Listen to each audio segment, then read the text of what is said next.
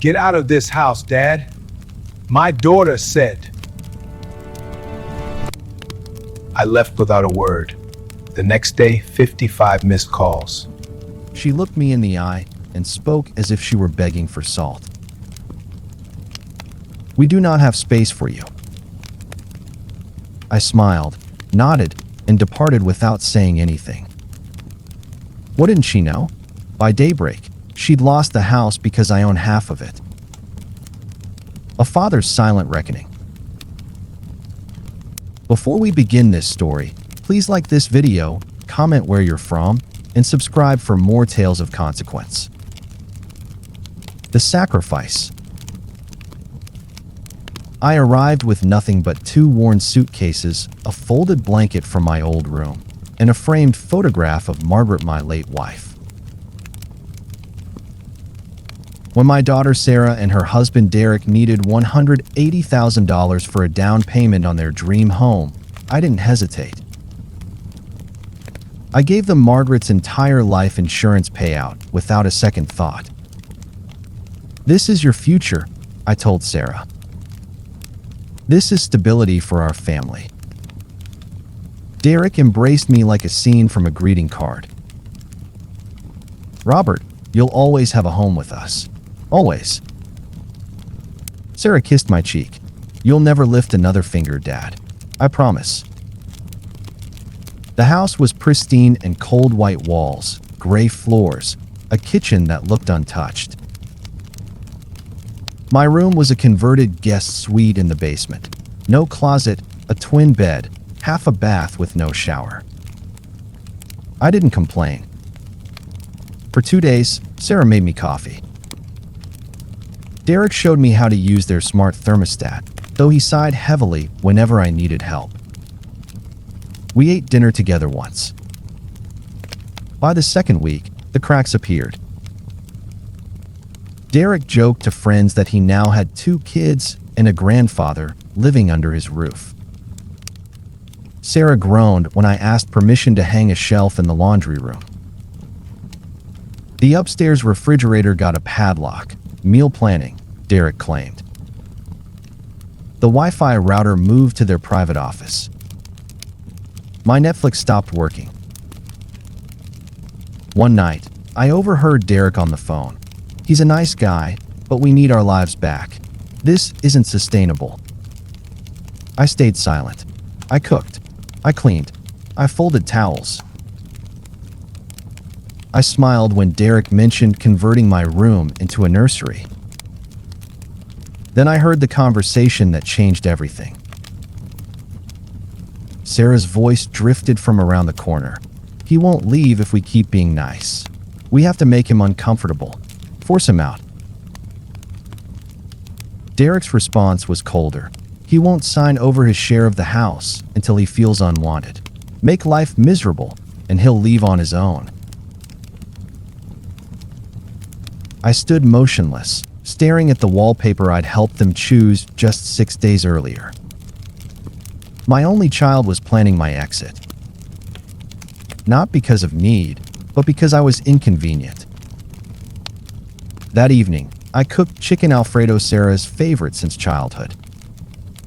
Neither of them came to the table. Derek claimed he'd already eaten. Sarah stayed upstairs. I ate alone. I thought about all the soccer games, the lost teeth, the emergency room visits, the SAT tutoring. I thought about the birthday cards I kept in a shoebox in my suitcase. Now I was just a calculation. The next morning, Derek found me washing strawberries. "Robert," he said, arms folded, "we think it's time you found something more permanent. Your own space, for your comfort and ours." Sarah appeared behind him, sipping coffee. "We don't have space for you anymore, Dad. You need to go." I dried my hands slowly, looked at them both, and smiled, not wide, not fake.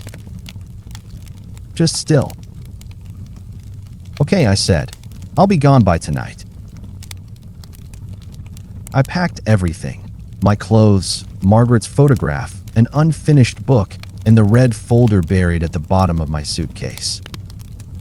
The house deed. I called a taxi without saying goodbye. I'd booked a motel room a week earlier. Something in me had whispered, "Be ready." The room was depressing. Faded carpet, a flickering light, the smell of old cooking embedded in the walls. I paid cash for 3 nights and declined housekeeping. I didn't want witnesses to my poverty. That night, I lay on the uncomfortable bed holding the deed like a shield, not angry but finished. The next morning, I printed 5 copies of the deed at the motel's business center. Then I called Carolina Private Lending on an unknown number that had been calling the house. "Mr. Carter, this is Brad. You're listed as co-owner of 124 Grayson Park Drive." "Yes," I said carefully. "There's been a default. Your daughter took a $95,000 business loan against the property as collateral. She's missed months of payments. Foreclosure begins Friday unless this is resolved." My stomach twisted, but my voice remained steady. I asked questions. I got the details. Sarah had started a marketing business that failed 3 months in. Derek either knew nothing or pretended to. Brad explained my options: pay the loan, resolve the default, or sign away my claim and let the house go. I asked him to email the documents. When they arrived, I printed them, picked up the same blue pen I'd used to sign Sarah's first school permission form, and carefully signed every line. Then I scanned them back. "Thank you, Mr. Carter," Brad said when he called to confirm. "You're welcome," I replied. I hung up, turned off my phone, and sat in the silence I'd been denied for years. My phone came alive the next morning. "Sarah asterisk, have you done something with the house? We got a weird letter from a lender." I didn't respond. 3 hours later asterisk, there's a notice on the door. Call me. I stayed silent. Derek, 3:17 p.m. asterisk, please, Robert. We're confused. Tell us what's happening. I turned off my phone not out of cruelty, but out of necessity.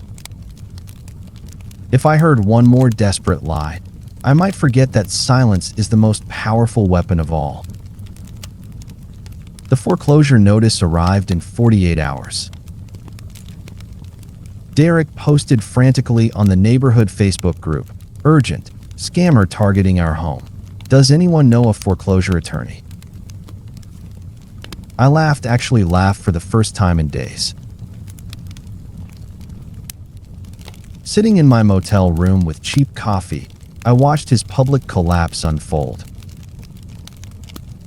Co-workers, neighbors, even Sarah's college friend Rachel offered sympathy. Derek responded to each one like a desperate politician, never answering directly, just spreading vague misery.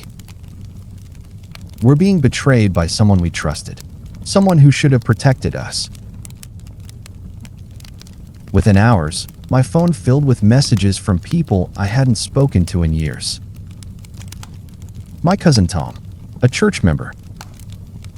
My late wife's brother. "Robert, what's happening?" Derek had painted me as the villain. No mention of the $180,000 I gave them. No mention of how they'd forced me out. No mention of Sarah's secret loan. Just me, the heartless father. Sarah posted an old photo of us at ice cream when she was 5. It's hard when the people who raised you turn against you. No names. Just pure manipulation aimed at everyone on the periphery who would fill in the blanks with their own guilt and assumptions. I was being erased in real time. I considered fighting back, sharing the deed, the loan documents, the texts.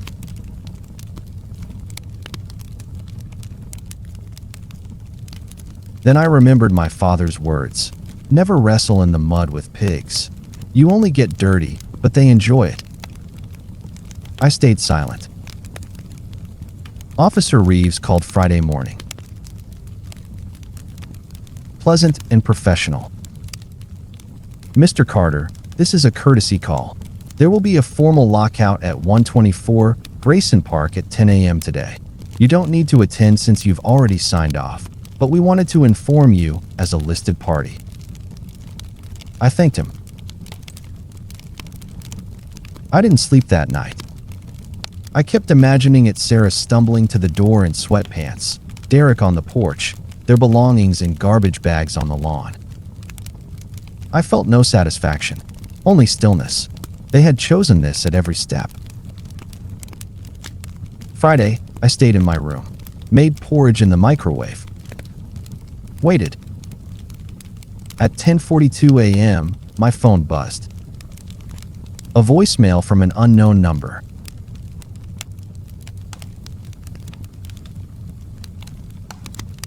Sarah's voice was low and furious. I don't know what you did, but we're out. Gone. You've destroyed us, Dad.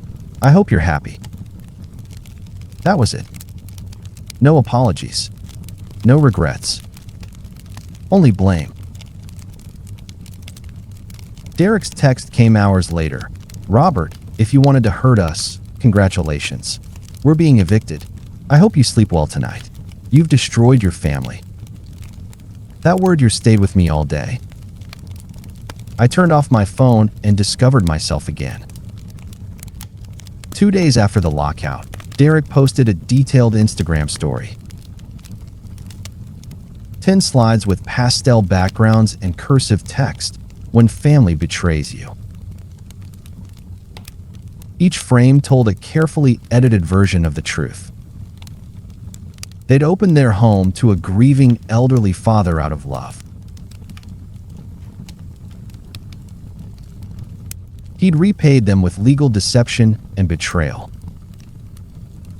He was committing elder abuse. The comments were vicious. Some people just want to control their children forever. This is why boundaries matter. Strangers rallied around him. Then Sarah replied, "You did everything right. You protected our future. He chose destruction." I looked at that comment for a long time.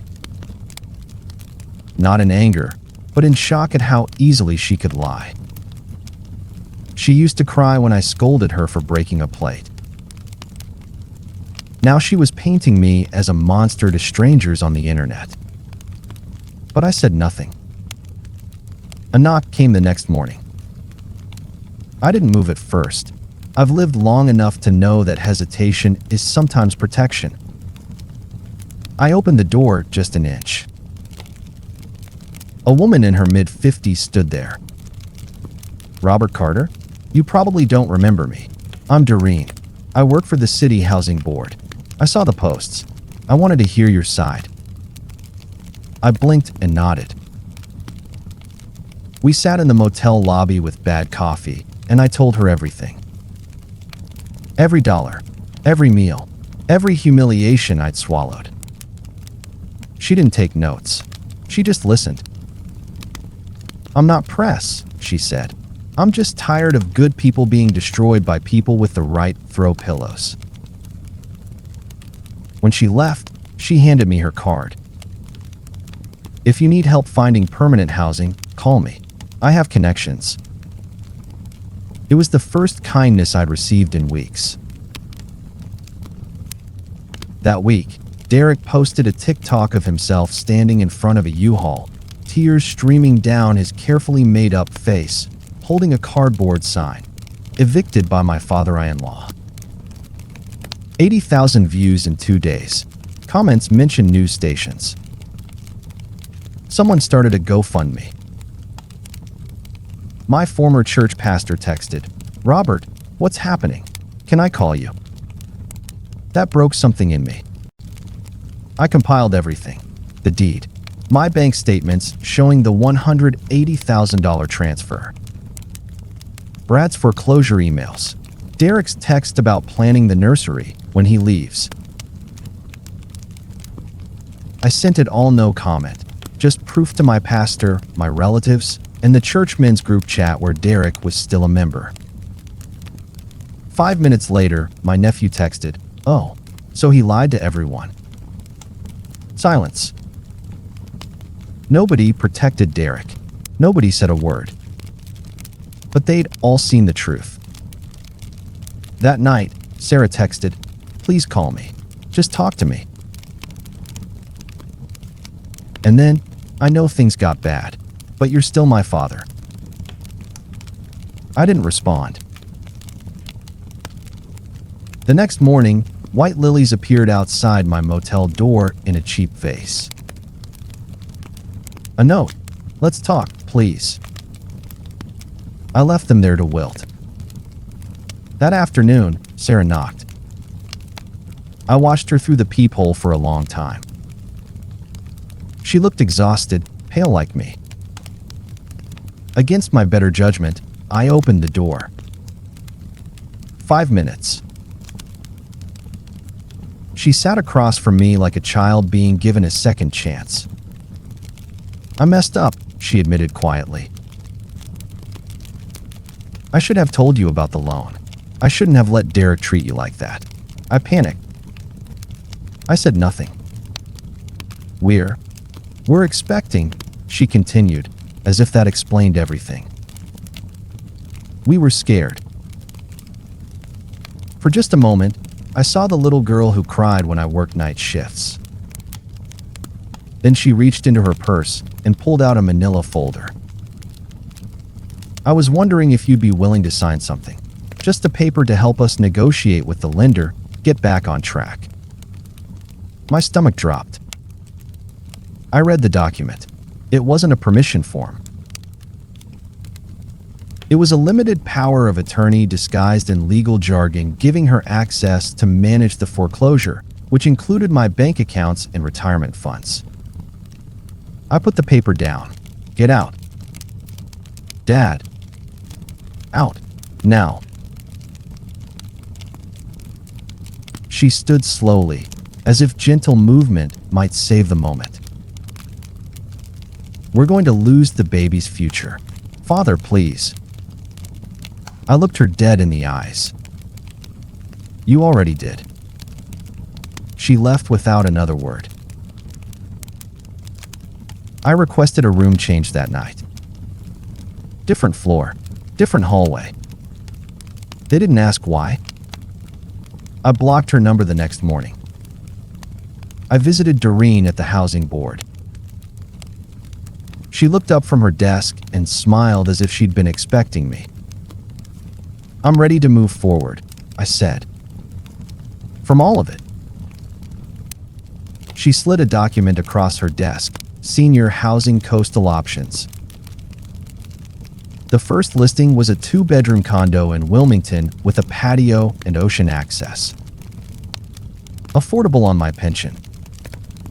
"This one," I said, circling it. That evening, Derek sent one final email. No emojis. No hashtags. "I don't know what to do. We have nothing.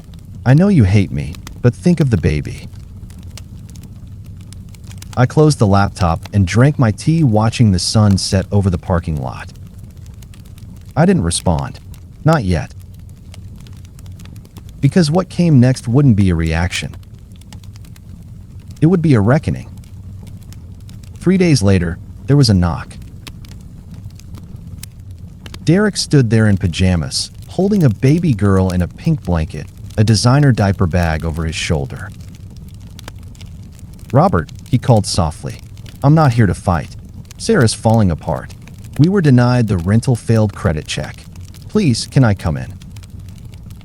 I cracked the door 2 inches. His eyes were red and rimmed with exhaustion. The baby moved slightly, letting out a small squeak. "Her name is Emily," he whispered. "She's yours too. Don't shut us out." I opened the door and let him inside.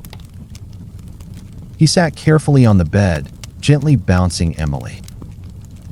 We really messed up. I said things I didn't mean. We were stressed and scared. I nodded, encouraging him to continue. Sarah's too proud to admit it, he said, but she's drowning. We both are. Bank accounts frozen.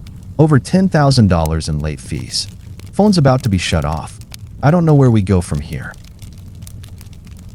I listened to every word. Then I leaned forward and noticed something. The brand tag still hanging from the diaper bag. Posh Baby, $900 plus. That's new, I said, pointing. Derek froze. A gift from a friend. I stood and walked to the window. A black SUV idled on the curb below. Not desperate, not broken. You came here to get something, I said, turning back to him. I came to ask for help. No, you came to film something. Where is it? Your phone. Your bag. I see it in the side pocket.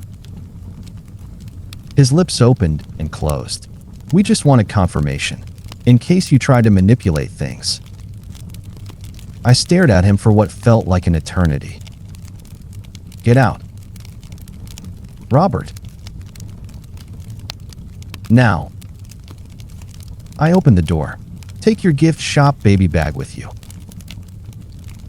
He stood, holding Emily close. She's your grandchild. No, I said coldly. She's your child. Raise her better than you've treated others. He left. I watched from the window as he loaded the car and drove away. I didn't feel anger. I felt clarity. He'd come to get me to say something cruel on video, something they could edit, distort, share, and turn into sympathetic clicks. I'd given him nothing. The next day, I filed for a temporary restraining order. I included everything. Texts, the manipulative visit, even a photo of the $900 diaper bag. The clerk barely blinked. You're not the first. You won't be the last. The restraining order arrived 2 days later. A thick envelope with a court seal slid under my motel room door like the final puzzle piece. I made 5 copies. 1 for the motel, 1 for the police, 1 for Doreen, 1 for myself. 1 I mailed and signed to Derek and Sarah's last known address with a single sticky note. You wanted legal. You've got it. That night, I finally responded to Charlotte Local Magazine's interview request. I didn't beg for sympathy. I didn't pitch a narrative. I sent them everything. The deed. The wire receipt for $180,000. The foreclosure confirmation. Screenshots of every text. A photo of the designer diaper bag. My subject line, since they want to talk, let's talk. The editor called the next morning. We believe you. Will you go on record? Yes, I said. But put one of my lines at the top. This isn't revenge. This is clarity.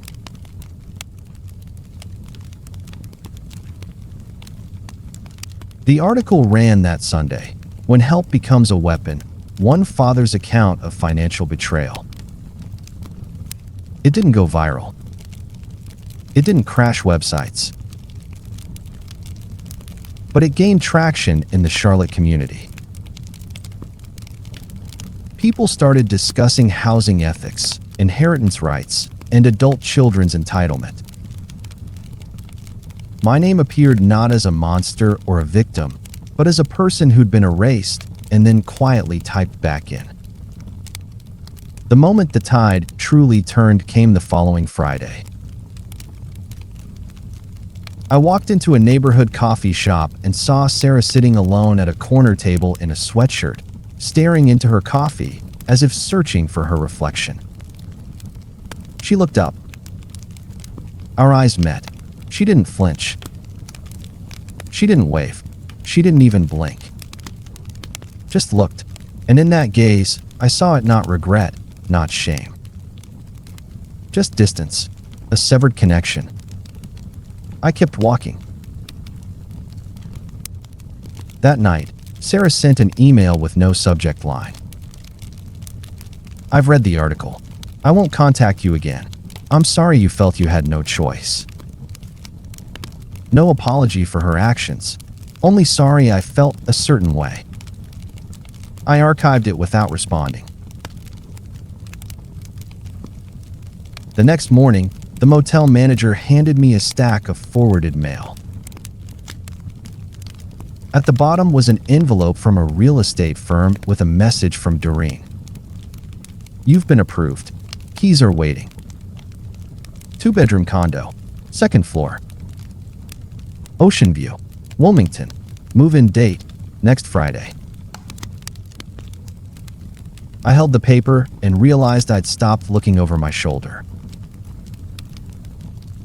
Stopped flinching at unknown numbers. Stopped questioning my right to exist without apologies. That evening, I amended my will. I removed Sarah's name. I divided everything equally between a domestic violence shelter, a literacy program, and the animal sanctuary where I volunteer. I sent the documents to my lawyer with a note. If she ever contests this, send everything public.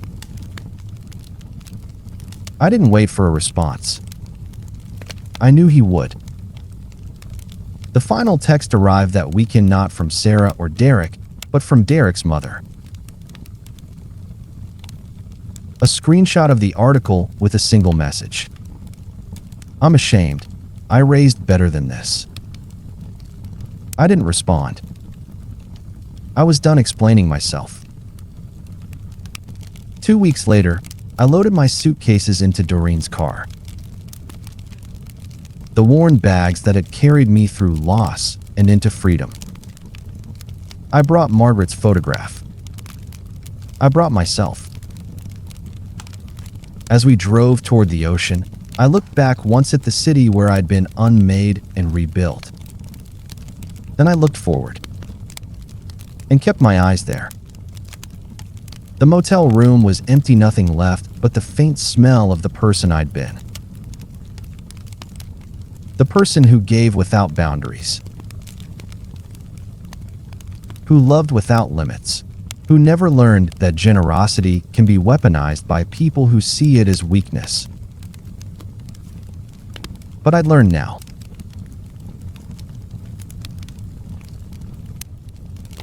In the new place, with the ocean outside my window and my own space that no one could take, I understood something fundamental. The greatest gift you can give yourself is knowing when to stop giving. And the greatest power you can possess is the silence to let others sit with the consequences of their choices. I didn't win. There is no winning when family breaks. But I survived. And sometimes, that's everything. The war wasn't over just because I moved to the coast. The real drama was just beginning. I had been in Wilmington for 3 weeks. The ocean air smelled like salt and freedom. I had a routine: coffee on the balcony, a walk to the pier, and absolute, glorious silence. Then the phone rang. It was Linda, my sister-in-law. Margaret's sister. I almost didn't answer, but old habits die hard. "Robert," she said, her voice dripping with that syrup-sweet concern that usually precedes a knife twist. I saw the article, and honestly, I'm worried about you. This isn't like you. You've never been vindictive." I gripped the phone. "Vindictive? Linda, they stole my house." "They're young," she chirped. "They made a mistake, and now you've destroyed their credit scores. Derek can't get a job in logistics because of that foreclosure. Sarah is crying all day. Do you want your granddaughter growing up in poverty because you wouldn't sign a piece of paper? I didn't make them take a $95,000 loan they couldn't pay back, Linda. You're being petty, Robert. Just fix it. Pay the debt, drop the restraining order, and let them apologize. Be the bigger man. I am the bigger man, Linda. That's why I'm here and they're there. I hung up. My hand was shaking. 2 hours later, my nephew Sarah's cousin called. Uncle Rob, come on. Aunt Linda is hysterical. You're tearing the family apart. The family tore itself apart, I said. Don't call me again. I blocked 3 numbers in 10 minutes.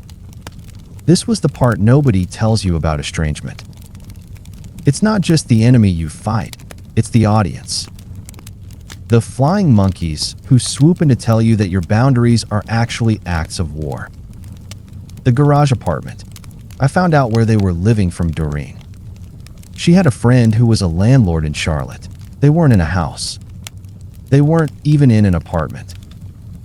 They were living in a converted garage behind a duplex in a neighborhood where the police sirens were the lullaby.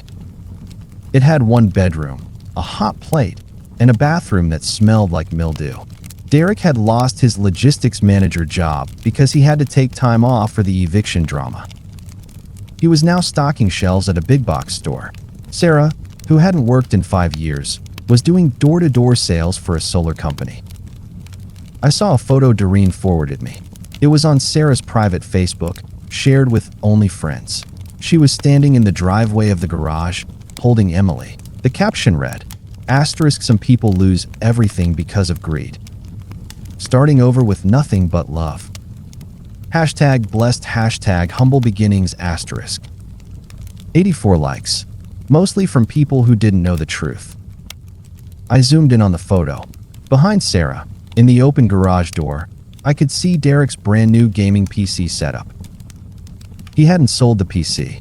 He hadn't sold the expensive camera. He'd let them take my furniture, my heirlooms, my wife's china, but he kept the PC. That's when the anger finally broke. Not sadness, rage. They weren't suffering. They were playing the victim for clout while hoarding their toys. It was a Tuesday night, 11:30 p.m. My phone rang. Unknown number. I answered, expecting a spam call. Dad, it was Sarah. She sounded drunk. Or high. Or both. Dad, please. Emily has a fever. It's 103. We don't have a car. The Uber app isn't working. Please, just drive us to the ER. My heart hammered. Emily, the baby. Call 911. I said, my voice hard. We can't. We have an outstanding ambulance bill from 2 months ago. They won't come. It was a lie. Ambulances don't check credit scores. But the panic in her voice was real. Dad, please. She's burning up. I closed my eyes. I pictured the baby, innocent, caught in the crossfire. Text me the address. I said. I drove. Like a maniac. 2 hours. I didn't care about the speed traps. When I pulled up to the duplex, it looked worse than I imagined. Graffiti on the siding. Trash everywhere. Sarah was waiting outside, pacing. She looked terrible. Thin, dark circles, wearing a stained robe. Derek was inside. I could hear him yelling at someone on the phone. Get in, I said. We drove to the ER in silence. Sarah held Emily in the back. The baby was listless, burning hot. At the hospital, I didn't sit with them. I sat in the waiting room. I filled out the forms. * father's name, Robert Carter. Insurance, none. * when the nurse took Emily back, Sarah collapsed into a plastic chair and started sobbing. Real sobs. Ugly, heaving sobs. We're going to lose her, she whispered. We can't afford the medicine. We can't afford anything. You have jobs, I said coldly. Derek got fired. He yelled at his manager. And I can't sell anything. Nobody wants solar panels. She looked up at me, eyes wild. I hate it, Dad. I hate it. I thought it would be easy. I thought you'd just cave. I didn't think you'd actually let us lose the house. You gambled, I said. You lost. I'm sorry, she screamed. A nurse shushed us. I'm sorry. Okay. I'm sorry. Just help us. Please. I'll sign anything. I'll give you the house back. Just help us. The doctor came out then. It's an ear infection. Severe. We need to start antibiotics. Do you have the $40 copay? Sarah froze. She looked at me. I pulled out my wallet. I paid the cashier. I bought the prescription. When we walked out, Sarah tried to hug me. I stepped back. Don't, I said. Dad. I came for the baby, not you. I drove them back to the garage. When we pulled up, Derek was outside smoking. He saw my car and his face twisted into a sneer. He stomped over. You came to gloat? He yelled, leaning into the window. You came to see the peasants?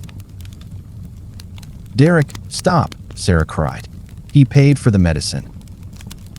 Derek laughed, a harsh, ugly sound. Oh wow, the king pays for a bottle of amoxicillin. What a saint. You know what, old man? We don't want your dirty money. We don't want you here. You think you won? You're just a lonely old guy in a condo while we have love. He grabbed Sarah's arm and yanked her out of the car. Get inside. We don't need him. I watched them stumble into the dark garage. Derek shoved Sarah. She dropped the baby bag. I didn't move. I just put the car in reverse. As I drove away, I saw Derek in the rearview mirror, screaming at the empty street. I didn't feel sad. I felt vaccinated. I had seen the monster without the mask. There was no going back. A month later, I got served. They were suing me. Not for the house. They knew they couldn't win that. They were suing for emotional distress and wrongful eviction. They claimed I had gaslight them into leaving and that I owed them $50,000 for stolen equity. Derek even started a GoFundMe, * justice for the Carter family. *. I forwarded the lawsuit to my lawyer. He called me 10 minutes later. Robert, he said, this is the stupidest thing I've ever read. It's frivolous. I can have it dismissed in a week, but it'll cost you $5,000 in legal fees. Do it, I said. And, he hesitated, they're asking for grandparent visitation rights. They're trying to force you to see the baby to leverage you for money. My blood ran cold, over my dead body. That's what we're going to argue. We'll cite the restraining order. We'll cite the attempted extortion in the motel room. We'll put Emily's safety at risk. Do whatever it takes, I said. Burn the money. Burn it all. Just keep them away from me. The court date was 6 months later. I flew back to Charlotte. I looked different. I had color in my face. I wore a suit Margaret had bought me 10 years ago that I'd never worn because I was saving it. I walked into the courtroom. Sarah and Derek were there. They looked gray. Exhausted, Sarah saw me and her mouth dropped open. Dad, I didn't look at her.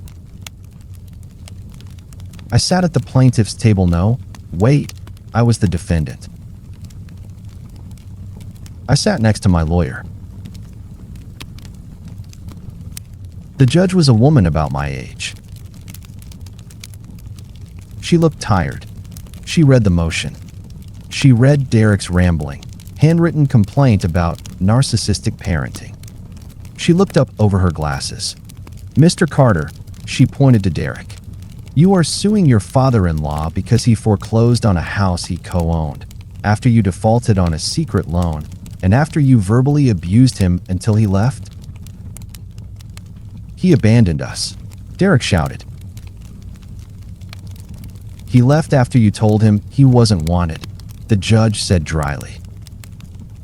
She flipped a page. And now you want visitation rights with the child? The child you brought to his motel room to secretly record him. That was a misunderstanding. Sarah chimed in. The judge held up the police report. This looks like a very clear attempted entrapment to me. She ripped through the rest of it. The emotional distress claim. They stolen equity. Dismissed, she said. Slap. Gavel down. All counts. With prejudice. But, Derek started. Mr. Carter, the judge looked at me. Do you wish to file a countersuit for harassment? I stood up. I looked at Sarah. She was crying. Silent tears. No, I said. I just want to be left alone. I walked out of the courthouse. Sarah ran after me. Dad, wait. I stopped on the marble steps. The wind was blowing. It smelled like exhaust and rain. Don't, I said. We have nothing, she whispered. The garage was sold. We're moving to my mom's basement. Derek's leaving me. He says it's my fault. I looked at her. My little girl. The one who used to braid my hair. You had a castle, Sarah. You had a king. And you traded it for a dungeon because you thought you deserved more than you earned. I know, she sobbed. I know. I miss you. You missed the safety net, I corrected her. You don't miss me. I reached into my pocket. I pulled out a check. It was for $5,000. The exact amount of the retainer I had put on the condo Doreen helped me get. I'd cashed out a small savings bond. Sarah's eyes widened. Dad. This isn't for you, I said. It's for Emily. Put it in a 529 college fund. Do not touch it. If I find out you bought a handbag or a video game with it, I will sue you for every penny back. Do you understand? She nodded, grabbing the check like it was oxygen. Yes, I promise. And Sarah? Yeah. Don't call me on Father's Day. Don't call me on my birthday. If Emily asks about me when she's 18, tell her I died. It's kinder than the truth. I got into the taxi. Airport, the driver asked. Yes, I said, and step on it. 2 years later, I'm sitting on my balcony in Wilmington. The sun is setting over the Atlantic. It's orange and purple and gold. My phone pings. It's a notification from the security camera app one installed in the house I bought.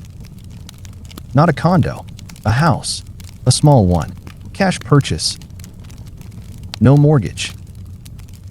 I'm renting it out to a nice young couple. They pay on time. They respect the property. My phone pings again. It's an email. Subject line, * college acceptance. *. It's from the university. I'm auditing a class. * introduction to ethics. * the professor says I'm the best student he has because I actually know what the stakes are. The phone pings a third time. Unknown number. I hesitate. Then I swipe. It's a photo. It's Emily. She's 3 now. She's holding a dandelion. She's smiling. She has my eyes. Caption. * she asked who gave her the money for school. I told her. She drew this for you. *. Attached is a drawing. Crayon. Stick figures. A big one. A small one. A sun. Written in shaky letters. * grandpa. *.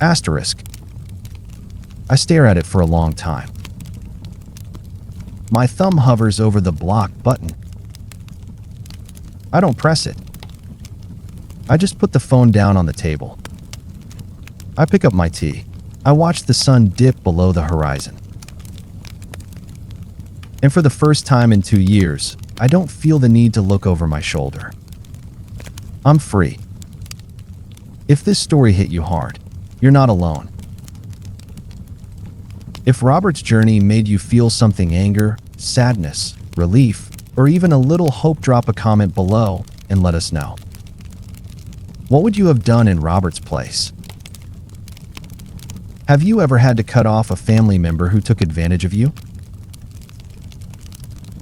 Or are you the one who had to learn the hard way that kindness can be weaponized? Your story might help someone else right now who's going through the exact same thing.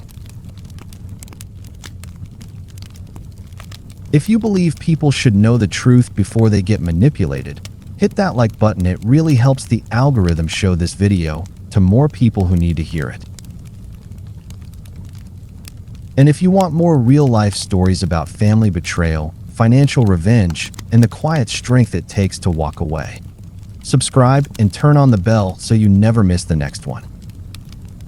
Thank you for watching until the end. You're not just a viewer, you're part of this community that believes in boundaries, self-respect, and second chances, but only for those who actually deserve them. I'll see you in the next story. Take care of yourselves.